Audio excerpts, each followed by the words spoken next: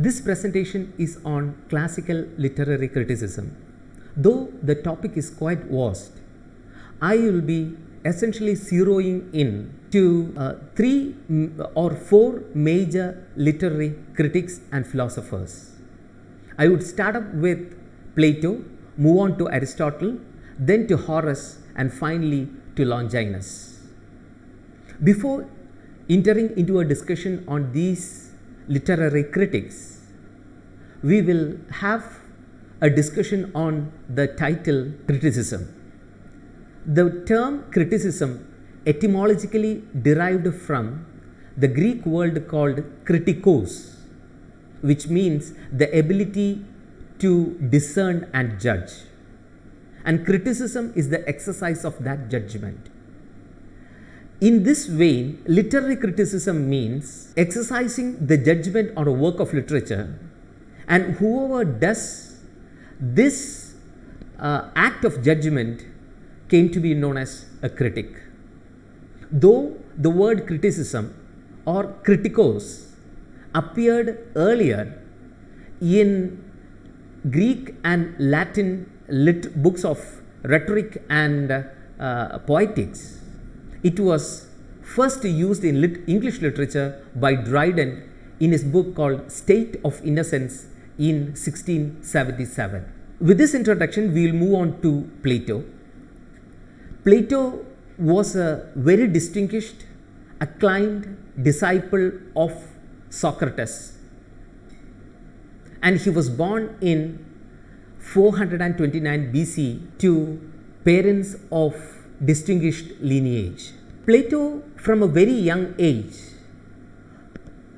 got acquainted with Socrates because his relatives were friends of Socrates. So, in his earlier career, in the earlier part of life, Socrates wrote poems and dramas. But once he got associated with Socrates, Plato destroyed all his poems and dramas, and he started to concentrate essentially on philosophy, politics, and mathematics. But in the year 399 BC, his teacher Socrates was executed. Socrates was leveled two charges, and the second charge was that he was gathering youth in the marketplace and he was asking disturbing questions, and thereby he was polluting or corrupting the minds of the youth. Because of that, he was executed by giving hemlock. After the execution of his teacher in 399 BCE, Plato abandoned politics and started to concentrate more on philosophy and mathematics and other subjects. So, when we talk about, before going further, we have to look into the historical perspective of that particular age. It was a period where the state was in a decline owing to the national character and the standards of social and public life. So, many of the philosophers started discussing many topics, contemporary issues, manners, morality, and thought. And one of the most important personalities who took up these discussions were none other than Socrates himself. So, Plato, when we discuss about Plato, we would be essentially focusing on three important contributions of Plato to literature or to criticism. One is Plato's theory of ideas, poetic inspiration, and his attacks on poetry. So, when we look into the art of mimesis or his theory of imitation, that is one of the first principles in the Western metaphysics. According to Plato,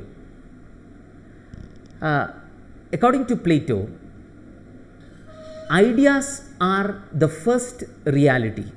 They are the ultimate reality. They are the heavenly archetypes. And all the rest are imitations.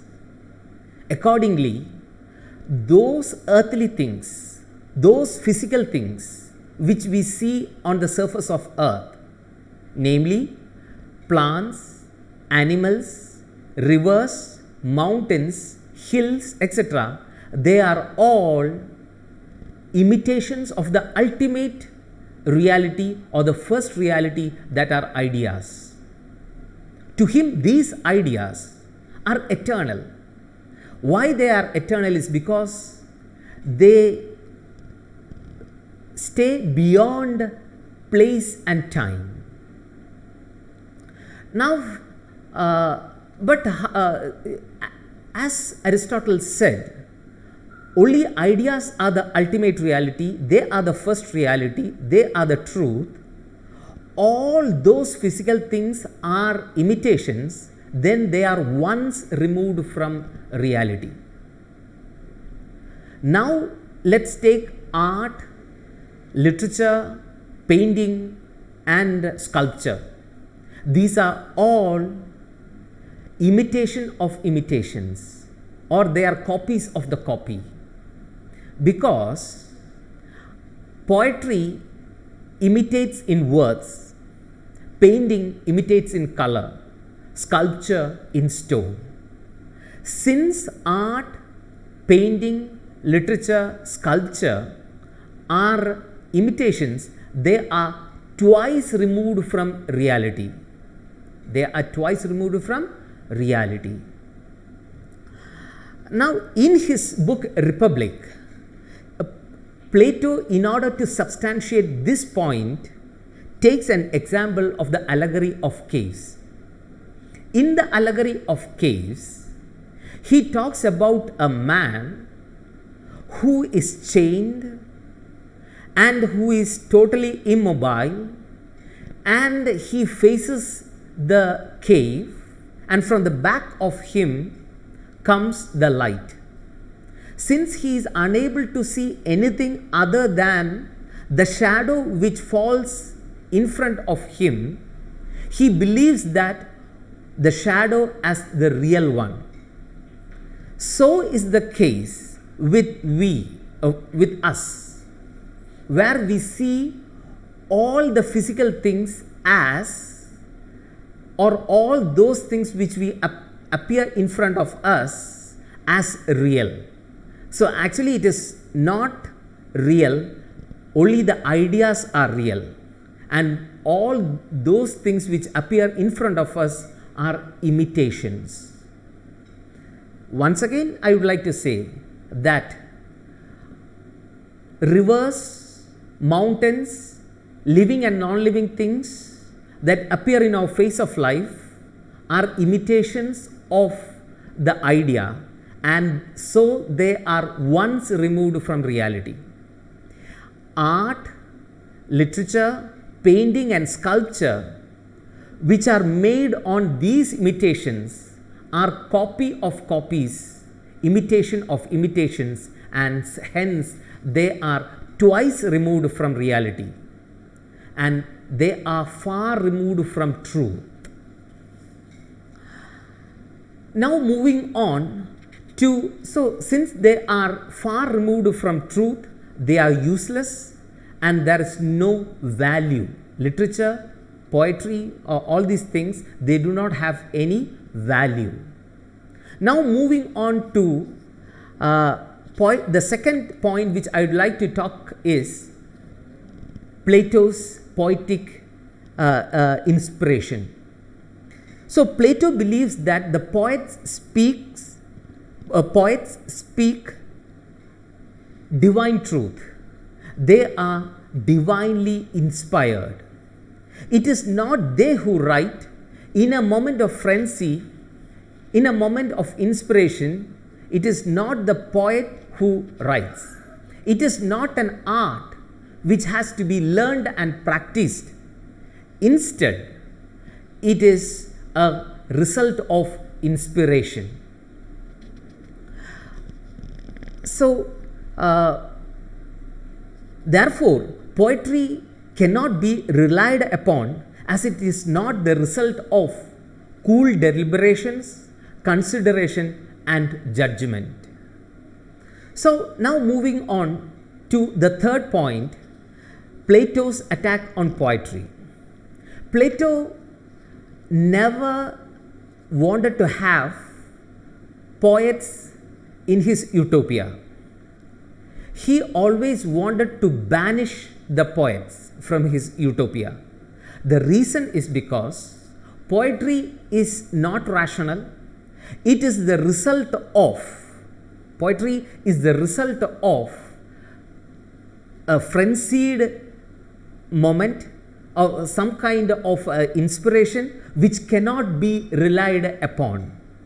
So, he levels 4 important reasons why poetry is not to be accepted or disregarded, and why poets are to be abandoned from his utopia.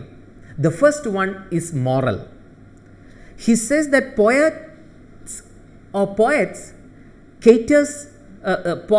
cater to the popular taste and narrates tales of man's vices. Secondly, poets lie about gods. They present gods as immoral. They lie about gods, about immoral, corrupt, dishonest, and hence they corrupt the moral taste and the moral decorum of the period. Second is the emotional appeal. So, poetry feeds and nourishes human passions rather than control and prevent them. So, these are the two reasons. So that is the emotional, about the emotional appeal. The third reason why he wanted to banish poets is the intellectual reason. So, since poetry is irrational, since poetry is not the result of cool deliberations, since poetry is not the result of considered judgment, it is not intellectual. And finally, the fourth reason why he banishes the poets is because of the utilitarian reasons. It is useless.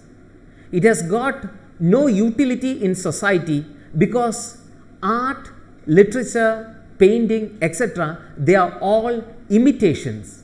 They are not true. They are only imitations of the ultimate reality or the heavenly archetypes. Since they are imitations, they are useless, they do not have any value, they do not have any function in the society. So, with this, we are coming to the end of Plato. Next, we will take up Aristotle. Now, we will discuss about Aristotle.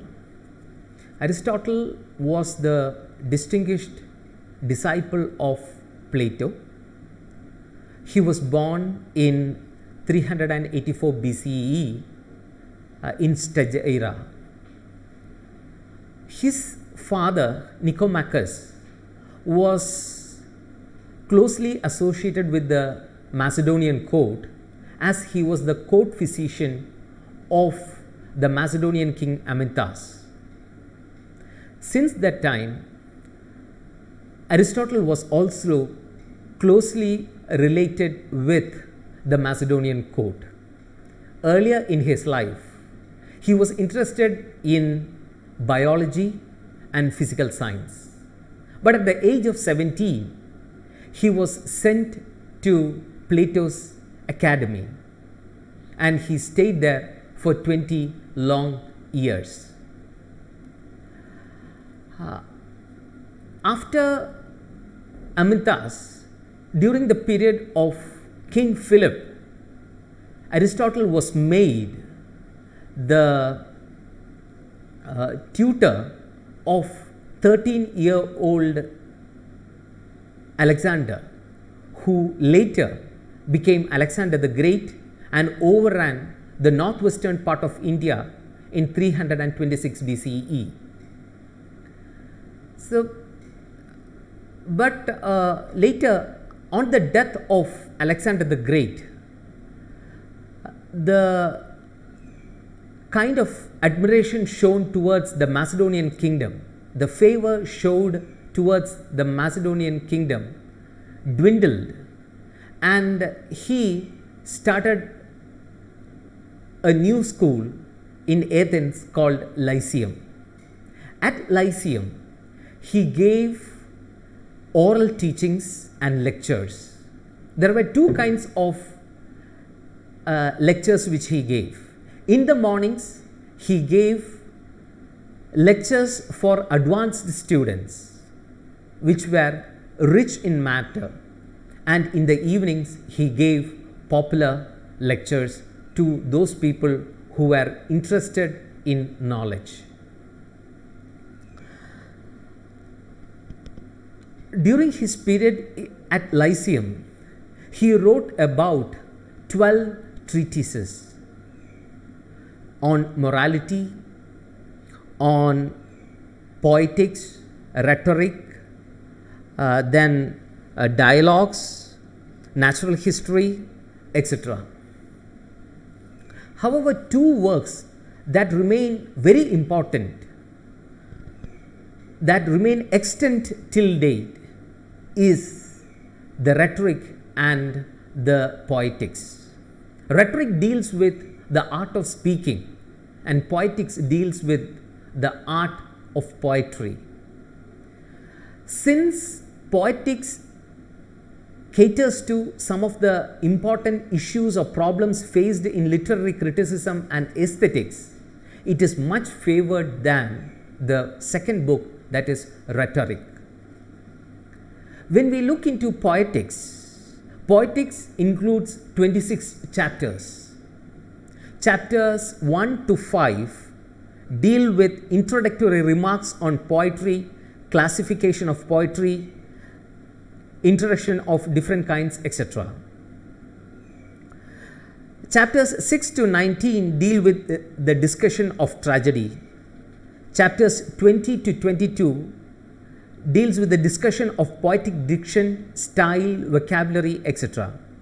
Chapter 23 is a discussion of narrative poetry and tragedy. Chapters 24 and 26 are a discussion of epic and comparison with tragedy. Chapter 25 is an objections, deals with the objections of critics against poetry and Aristotle's reply.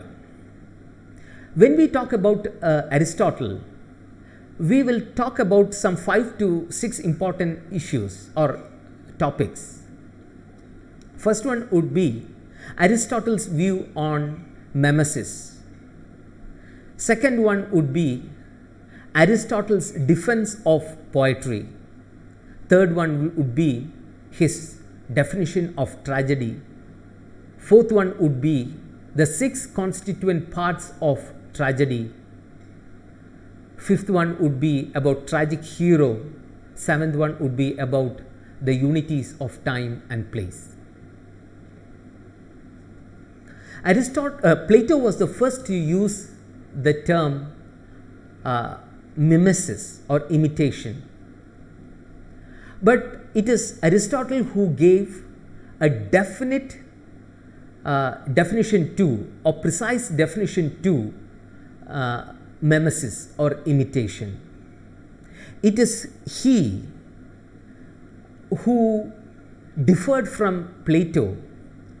Plato defined imitation as a servile copying, a slavish imitation, a kind of mimicry. Instead, Aristotle saw mimesis as imaginative recreation.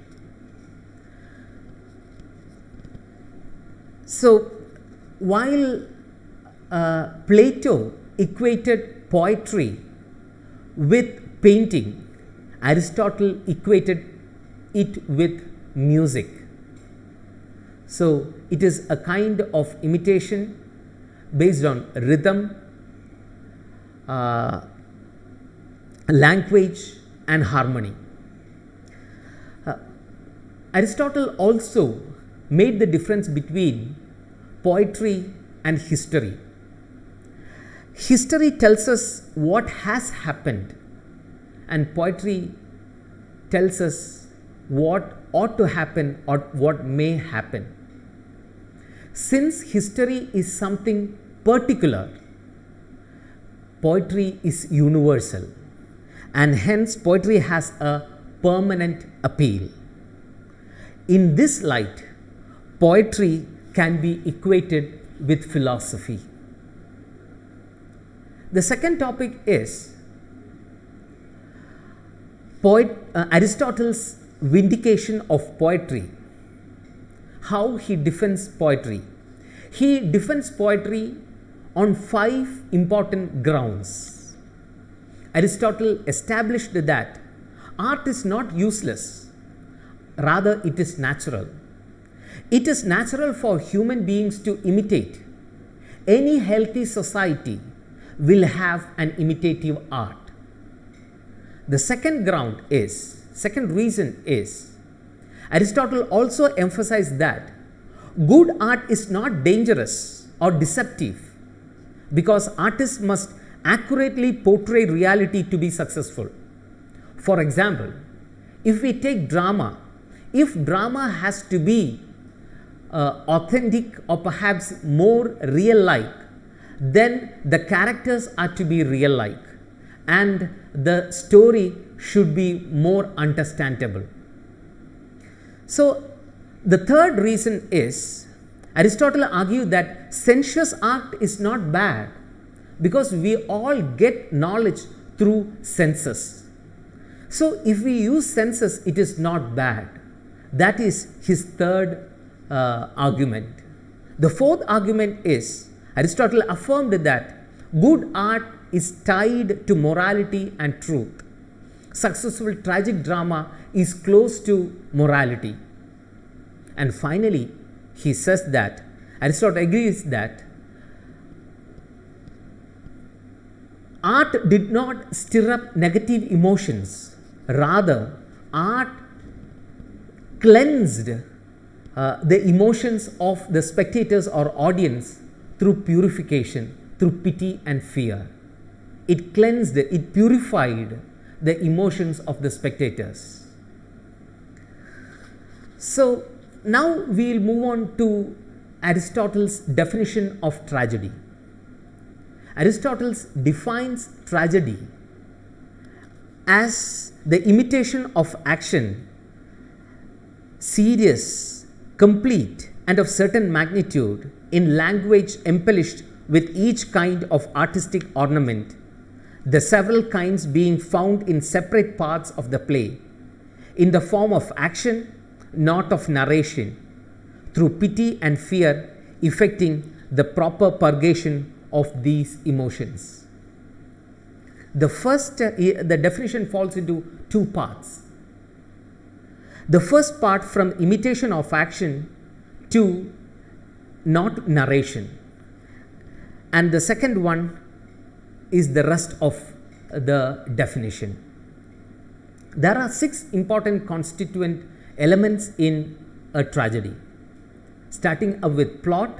The second one is character, third one is thought, fourth one is diction, fifth one is song, and finally spectacle. So, the most important, according to him, plot is the most, or mythos or plot. According to Aristotle, mythos or plot is the most important part of a tragedy, It is the soul of tragedy.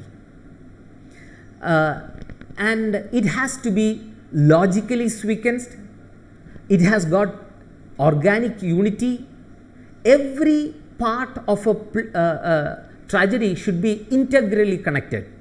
If one event of a tragedy is being taken out, then it will lose the entire construction of the plot.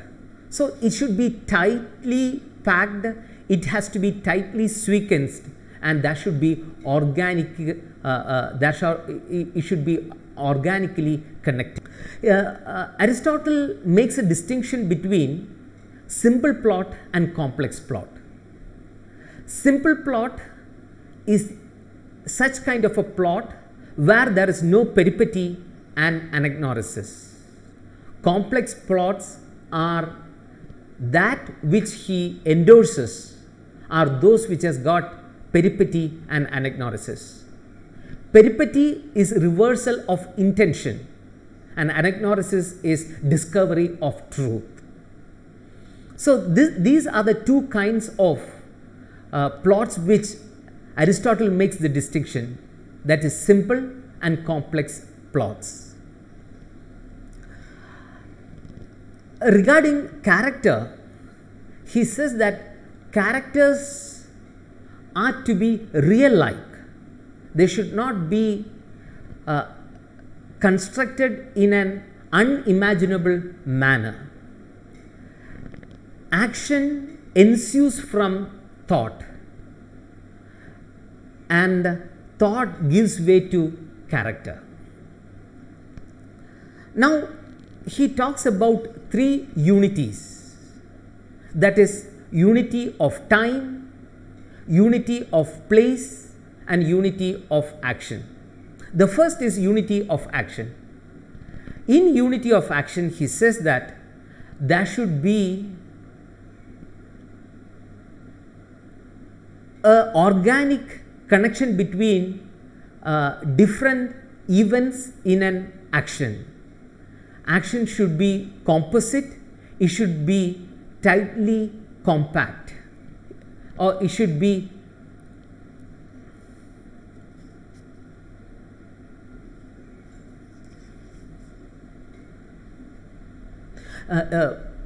he says that Aristotle stressed that plot should have unity of action. Plot should incorporate into itself only those actions that are intimately connected with one another. There should be an organic unity between different events in a plot. Secondly, he talks about unity of time. He casually makes a reference of unity of time only once in his Poetics. He says that there should be a conformity between the time taken for the actual incident to take place and the time taken for the action to be enacted on stage, and that time should be one revolution of the sun. Regarding the unity of place, he has never mentioned at all in Poetics, but rather he has mentioned in while discussing about epic poetry. He says that action at different places can take place in an epic, but the distance between the places should not be too long. But it is the neoclassical critics, or the critics who for the first time attributed unity of place to Aristotle. Next one is his definition of tragic hero. Aristotle's enumeration of the qualities of tragic hero can be summarized in 6 important points. The tragic hero is a character of noble stature and greatness. He should not be totally of wholly noble, because there should be some element of blemish, some element of frailty, some element of a fault in him. Otherwise, the spectators will not be able to identify themselves with the hero. So, in order to make the audience identify with the tragic hero, they should be of noble character, they should be of noble position, but they should have some kind of blemishes, some kind of error of judgment, some kind of tragic flaw in them. So that is the second important point. Though tragic hero is preeminently great, he is not perfect. He should have some blemishes within himself. The third point is the hero's downfall, therefore, is partially his own. It is not out of it is out of free will. It is not out of fate or some overriding malignant fate or choice or accident or villainy. So the third important point is the hero's downfall, therefore, is partially of his own fault. It is out of free will. It is not out of accident or villainy or some malignant fate, overriding malignant fate. So, the tragedy is usually triggered by some error of judgment, and that fall is so great. The fourth important point is the punishment exceeds the crime. The volume of punishment, the magnitude of the punishment which the tragic hero accepts or succumbs is more than the crime which he or she has committed. Fifth one is fall is not pure loss. There is some increase in awareness.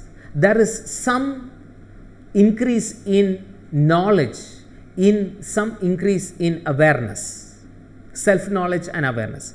The fifth important point is the fall is not pure. There is some kind of an increase in awareness. There is some kind of an increase in self-knowledge. And finally, though it arouses solemn emotion, tragedy does not leave the audience in a state of depression. The audience at the end of tragedy is being cleansed. They are purified. There is a purgation through pity and fear.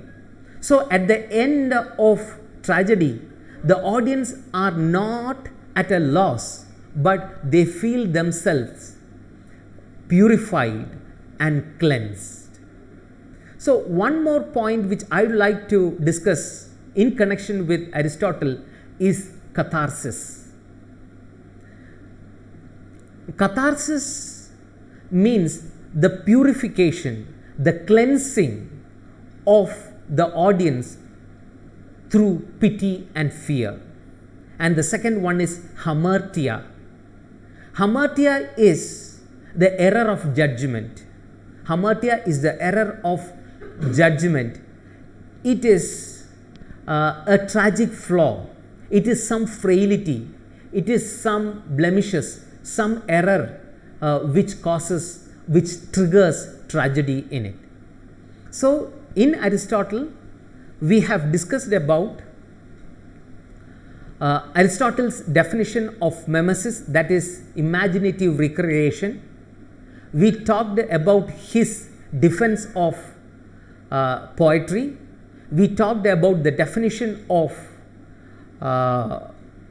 tragedy. We talked about 6 important constituent elements of tragedy, that is plot, character, thought, diction, song and spectacle. We talked about the unities of time and place. We talked about the qualities of a tragic hero, and we also talked about hamartia and catharsis. With this, we are coming to the end of Aristotle.